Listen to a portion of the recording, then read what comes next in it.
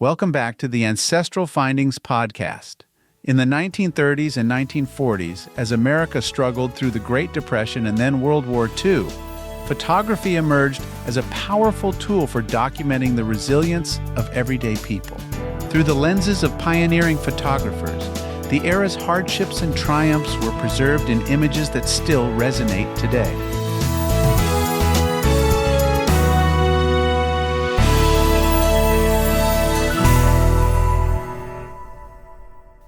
This was the beginning of modern documentary photography, a movement that didn't just capture history but brought the human experience into vivid focus. Before the 1930s, photography had existed for nearly a century, but was mostly used for portraiture and artistic compositions.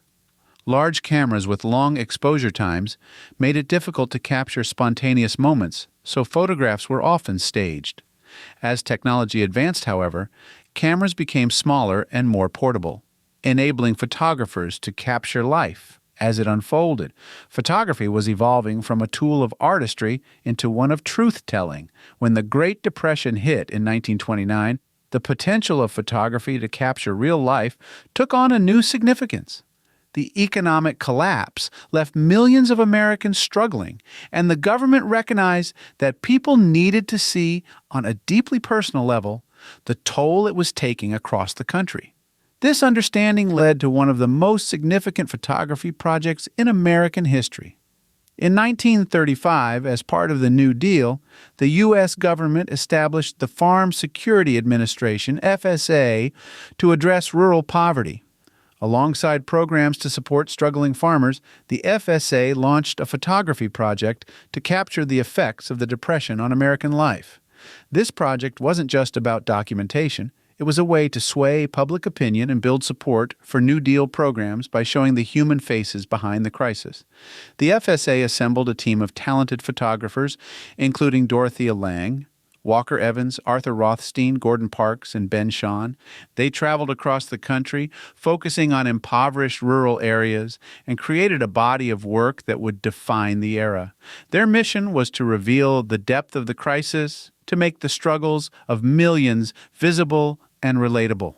One of the most iconic images from this period is Dorothea Lange's Migrant Mother, a portrait of Florence Owens Thompson with her children clinging to her, worry etched across her face. This photograph became a symbol of the Great Depression, capturing the resilience and hardship of American families. Through such images, FSA photographers brought the plight of ordinary people into focus, creating a powerful visual history that moved Americans and inspired empathy and action. While the FSA concentrated on rural poverty, the concept of photojournalism, telling news stories through images, was gaining momentum. Magazines like Life and Look pioneered photo essays, combining powerful images with minimal text to convey stories as compelling as any written article. These photo essays brought a new immediacy to reporting, helping readers feel connected to events in a way that words alone could not.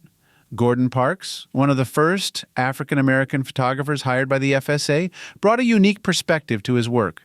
In his famous photograph, American Gothic, Washington, D.C., Parks captured a black cleaning woman standing with a mop and broom in front of an American flag, a striking commentary on racial inequality in the nation's capital. His work urged viewers to confront social injustice, pushing the boundaries of photography as a medium for social change.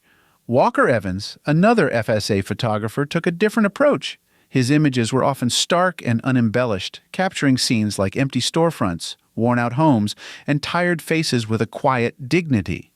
Evans's work is known for its simplicity and honesty, presenting people and places exactly as they were.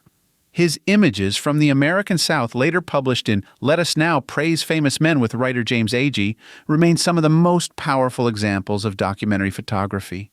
When the United States entered World War II in 1941, photography continued to evolve, now capturing the harsh realities of global conflict.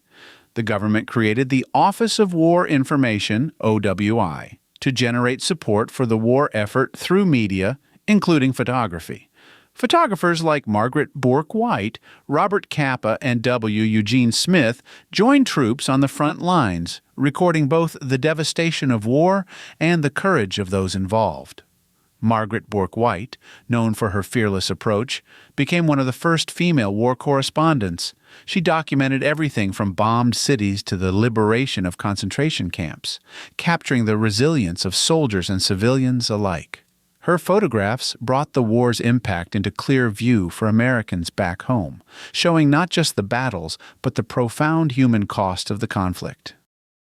Robert Capa's work during World War II, especially his images of the D-Day invasion at Normandy, epitomized the raw intensity of war photography. Capa's photographs, often blurred and chaotic, conveyed the terror and urgency of the invasion in a way that written accounts could not. His approach, staying close to the action, set a new standard for war photography, emphasizing the photographer's role as both an observer and a participant in the events.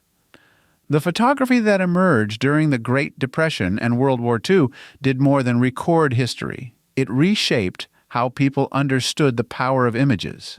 These photographs were not only records but visual arguments, encouraging viewers to confront poverty, inequality, and the human toll of war. The work of Lang, Evans, Parks, Bourke-White, Capa, and others helped transform photography into a respected tool for truth and social awareness. The impact of these photographers is still felt today. Many of their images are iconic, studied in classrooms and exhibited in museums, reminding us of a time when a photograph could shift public opinion and inspire action. Their legacy endures in the power of modern photojournalism and documentary photography, which continue to play vital roles in shaping our understanding of current events. The Great Depression and World War II were pivotal moments in American history, and photography allowed people to witness and understand these events in a deeply personal way. Through photographs, Americans saw the struggles of strangers in distant states and the courage of soldiers on faraway battlefields, creating an emotional connection that became a hallmark of modern photography. Today, the work of these pioneering photographers lives on as more than a historical record. Their images are windows into the resilience, complexity, and humanity of a generation. In viewing them, we not only witness history but share in the journey of those who came before us, a reminder that while time moves forward, the human experience remains a shared story.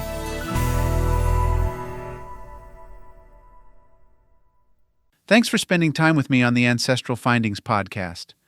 I always enjoy sharing these stories, tips, and discoveries with you. If you haven't already, head over to ancestralfindings.com, where you can download a free genealogy ebook, request a free lookup, and of course enter to win the next book giveaway.